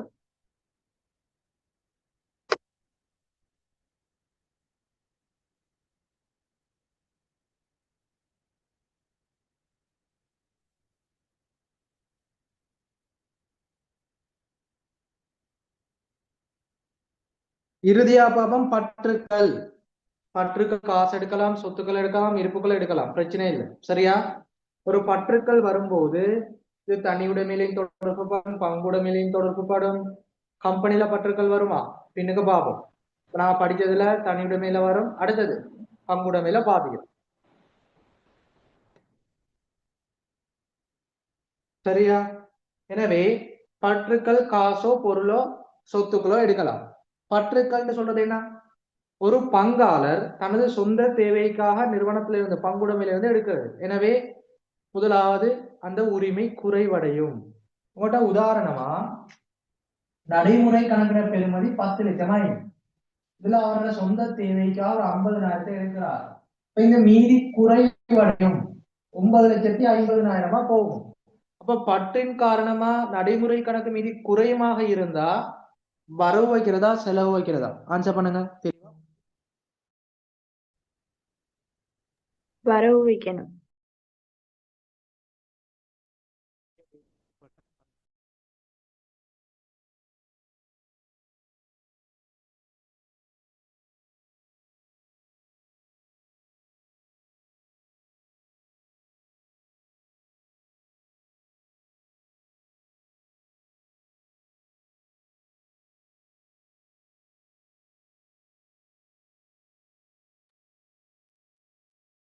சரியா? பற்று காரணமா நடைமுறை கணக்கு மீது குறைவடை என்று சொல்லுகிறேன். இப்ப ஆன்சர் பண்ணணும் கேக்குறாங்க. நாங்க பற்று என்ன செய்வோம்? வரவு வைப்போமா செலவு வைப்போமா?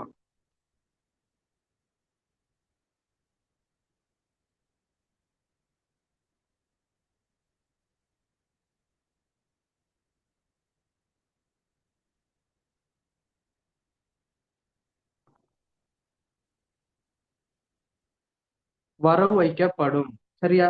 இலகுவான விடயம். எனவே பங்காளர் நடைமுறை கணக்குல வரவு வச்சு பற்று கணக்குல செலவு வைக்கணும். சிம்பிளான விடயம். எனவே எழுதிக் கொள்ளுங்க.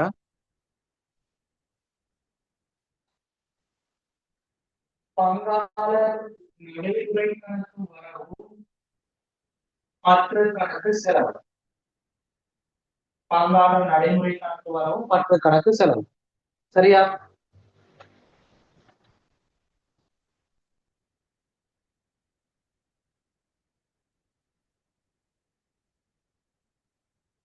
பங்காளர் நடைமுறை கணக்கு வரவு பற்று கணக்கு செலவு. இங்க பற்று கணக்குல செலவு சொல்றது காசா இருந்தா காசுல செலவு வரும். இருப்புகளா இருந்தா சொத்துக்களா இருந்தா குறித்த கணக்குல செலவு வச்சு கொள்ளணும். ஓகேயா?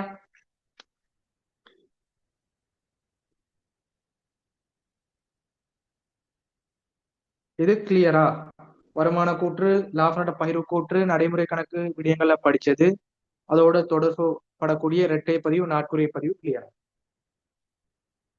மிக முக்கியமானது உங்களோட பகுதி 1 பகுதி 2 பயிற்சிகள் செய்யறதுக்கு முன்னாடி இதை நாங்க படிச்சு கொள்ளணும். சரியா? லாப நட்ட பகிர்வு கூற்று, மூலதன கணக்கு, நடைமுறை கணக்கு, அதுல வரக்கூடிய இரட்டை பதிவு. இப்ப இன்னைக்கு நாங்க படிச்ச கிளாஸ்ல பங்குடைமை தொடர்பான விடயங்கள் எல்லாருக்கும் கிளியரா?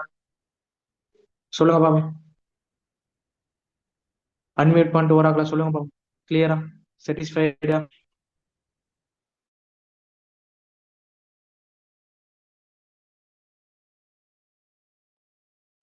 நீங்க பேசினாதான் கிளாஸ் வந்து இன்னும் இன்ட்ரெஸ்டா கொண்டு போகலாம். அதனால ஓராக்களும் சொல்லுங்க கிளியரா.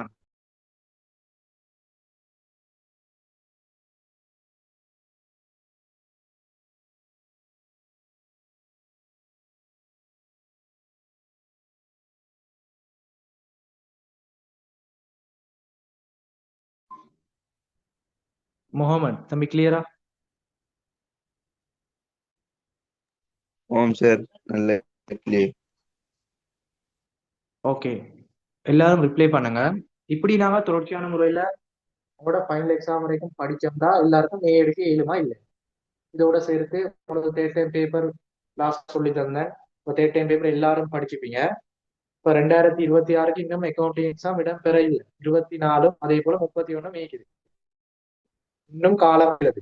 உங்களுக்கு இன்னும் ஒரு வருடத்துக்கு மேலதிகமான காலமே இல்லை. இப்படி நாங்க தொடர்ச்சியான முறையில தேர்வு விடயங்கள், பேப்பர் கிளாஸ், ரிவிஷன், செமினார் எல்லாம் செஞ்சா எல்லாருக்கும் ஏ எடுக்க இயலுமா இல்லையா? சொல்லுங்க பாபு. தம்பி சொல்லுங்க. அன்மியூட் பண்ணிட்டு பேசணும். ஓம் சார், இன்ஷா அல்லாஹ் கட்டாயம் எடுக்கலாம். ஓகே, ஏ எடுக்க முடியும்னு சொல்றாங்க, பேசுங்க. இயலுமா? இப்படி எங்கட ஊர்ல திட்டு தெளிவா படிச்சு ஒவ்வொரு இதா படிச்சு தந்த இல்லை சார், உங்களை போல. சும்மா மேலால தான் ஓகே விளங்கப்படுத்திட்டு போவார். ஓகே, இன்ஷால்லா நாங்க தொடர்ச்சியான முறையில படிப்போம். மத்தாக்க சொல்லுங்க பாபு. கேள்ஸ் சொல்லுங்க பாபு. விடாம பேசி பழகுங்க. உங்களுக்கு தேவையான விடயங்களை கேட்டா நான் படி தரலாம். யாராவது ஒரு கேள்வி பேசுங்க பாபு. உங்களோட உண்மையான கருத்துக்களை சொல்லுங்க. உங்களுக்கு இப்படி படிச்சுட்டு போனா ஏடு கேளுமா இல்லையா? அக்கௌண்டிங் கிளாஸ் ஓகே திருப்தியா? ஒரு கிளாஸ் உங்களோட சாட்டிஸ்ஃபைட் இருந்தா தான் படிச்சு தரலாம் சிறப்பான முறையில. சும்மா கிளாஸ்க்கு ஜாயின் பண்ண செலவழிச்சு கிளாஸ் ஃபீஸும் தந்து உங்களுக்கு விளங்காம போனா படிக்கிறது யோசிச்சு இல்லை. அதனால உங்களோட சாட்டிஸ்ஃபைட் முக்கியம், 100% முக்கியம். சொல்லுங்க பாபு. அன்மியூட் பண்ணிட்டு சொல்லுங்க. சார் ஏ எடுக்க முடியும் சார். Very good. வேறாக ஓம் சார், நீங்க சொல்லி பயப்படாம அப்படி தரது படிப்படியா சொல்லிடுவாங்க. Very good. புதுசா ஜாயின் பண்ண ஸ்டூடெண்ட் சொல்லுங்க பாபு. ஃபஸ்லான், கவிப்ரியா, அலிசா, ஓ சார், கிளியர் ஆயிடுச்சு சார் இன்னைக்கு. அஜித்தன், சொல்லுங்க பாபு. ஓ சார் வஃபா அகமது,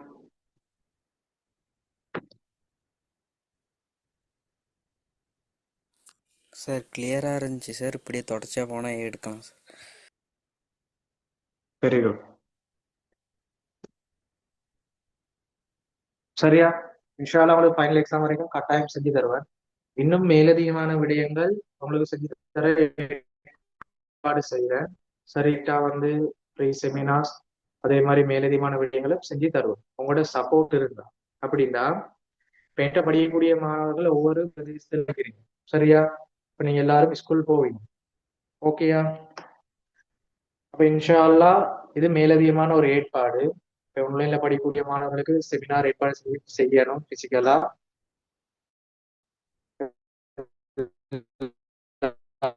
எல்லாரும் சந்திக்கணும். அதுக்கான மேலதிகமான ஒரு ஏற்பாடு செய்ய போறோம். இப்ப எனக்கு வந்து செஞ்சு தரலாம். முதலாவது உங்களை சந்திச்சு ஒரு பிசிக்கல் கிளாஸ் செய்யணும். அதற்காக மட்டும்தான். அதனால ஃப்ரீ செமினார்ஸ் நீங்க ஸ்கூல்ல ஏதாச்சும் ஏற்பாடு செஞ்சு தந்தாலும் நான் ஸ்கூலுக்கு வந்து விசிட் பண்ணி உங்களுக்கு செஞ்சு தருவேன். சரியா? நான் தனிப்பட்ட ரீதியில உங்களுக்கு பேசிக்கொள்றேன். நான் குரூப்ல அறிவுறுத்தல்கள் போடுவேன். கட்டாயம் உங்களுடைய ஸ்கூல்ல டீச்சர்ஸ் பிரின்சிபல்கிட்ட பேசி செமினார்ஸ் ஏற்பாடு செய்யுங்க. நான் டைம் போட்டு ஸ்கூலுக்கு வந்து செஞ்சு தரேன். சரியா? நாங்க ஃபைனல்ல எல்லாம் முடிக்கிற டைம்ல ஒரு செமினார் ஒன்று செய்வோம். அது கடைசியில செய்வோம். அதுக்கு முன்னுக்கு நாங்க ஸ்கூல்ல விசிட் பண்ணி ஃப்ரீ செமினார் அடிப்படையில உங்களை சந்திச்சு பிசிக்கல் கிளாஸும் செஞ்சு தருவோம். சரியா? இது உங்களுக்கு நான் மேலதிகமா செய்யக்கூடிய விடயம். எனவே அது உங்களோட சப்போர்ட் வேணும். கட்டாயம் ட்ரை பண்ணி அதை செட் பண்ணி தரணும். சரியா? ஓகேயா? இன்ஷா அல்லாஹ் பங்குடைமை இன்னும் ஒரு சில விடயங்கள் தான். அதை குயிக்கா முடிச்சுட்டு பயிற்சிக்கு போகும். அதே மாதிரி உங்களுக்கு நாளைக்கு ஆரம்பிப்பேன் புதிய பாடம் தேர்ச்சி 11 LPS முதல்ல படிச்சுட்டு போகலாம். தேர்ச்சி 11 ஃபுல்லா நோட்ஸ் பாடம் டியூட் தருவேன். டியூட்டை பிரிண்ட் எடுக்கணும். உங்களுக்கு காலையிலேயே டியூட்டை போடுவேன். அப்படி இல்லையா நைட்டுக்கு டியூட் போடுவேன். டியூட்டை பிரிண்ட் எடுத்து வச்சுக்கொள்ளுங்க. நோட்ஸ் விடுங்க, விளக்கப்படுத்தி ரீட் பண்ணிட்டு போவேன். சரியா? அது கஷ்டம் இல்லை. நீங்க ஹைலைட் பண்ணிட்டு போற விடயம் மட்டும்தான். என்ன கருக்கள் மாறி முழுமையா தேர்ச்சி 11 கணக்கீட்டு நியமங்கள், இலங்கை நிதியறிக்கை நியமங்கள் நோட்ஸும் மேலதிகமா கணக்கு விடயங்களும் வரும். எல்லாம் சொல்லி தரும். நோட்ஸ் விடயங்கள் டியூக்ல அப்படி இருக்கும், கணக்கு விடயங்களும் பார்த்துட்டு போகும். சரியா? இப்ப நாளைக்கு செகண்ட் இயர் பாடம் ஆரம்பிப்போம். அதே மாதிரி பேப்பர் கிளாஸ்ல கணக்கீட்டு சமன்பாடு பார்ட் 2வும் அதே மாதிரி பார்ட் 1ல முதலாவது பாடமும் செஞ்சு தருவோம். ஓகே. அப்ப இன்ஷா அல்லாஹ் அடுத்த கிளாஸ் சந்திப்போம். இன்னும் உங்களுக்கு நிறைய விடயங்கள் என்னால் முடிந்த அளவு செஞ்சு தருவேன். டைமர் கிளாஸ்க்கு ஜாயின் பண்ணுங்க. உங்களால முடிந்த அளவு சப்போர்ட் பண்ணிக்கொள்ளுங்க. இன்னும் கிளாஸை நாங்க சிறப்பா செஞ்சுக்கிட்டு போவோம். தேங்க்யூ. ஜஸாக்கல்லாஹ் ஹைரா. இன்ஷா அல்லாஹ் அடுத்த